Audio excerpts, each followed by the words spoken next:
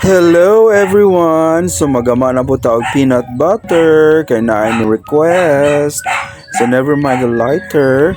Okay, so atong painiton ang atong kalaha. Dapat init yung kay ang kalaha para daling maluto ang mani. So mao ni atong ingredients. So wala siya char. Oh, butter jud siya, dili siya char nga butter. Okay? So dapat lami ang ingredients para lami ang peanut butter. So ukayon siya sige para dili makremate ang mani. Kay sunod ang makremate, ilubong na jud siya.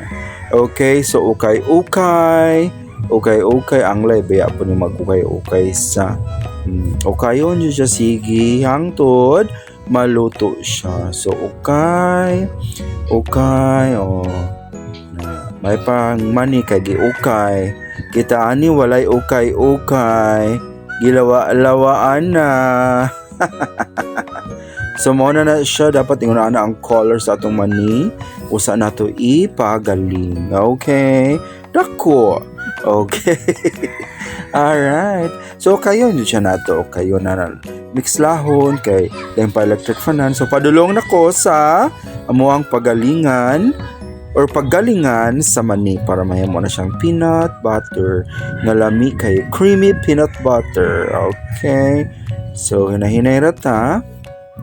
So muna ni siya pa highway na. Oh, di ba? Medyo traffic. Kaya daghan kay nangumpra. Kaya padulong na Pasko. Oh, si mother.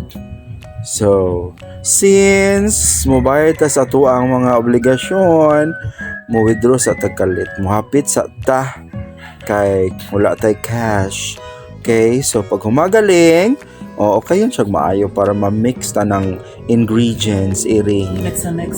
Ma-mix yun ta mag-mix. Kay gigotom man, bisag pobre do po nakaputahi among sudan. Diba? Ana should kay nga na pag paniod to, kaon na pog supas nga na peanut butter. Thanks for watching. Bye-bye.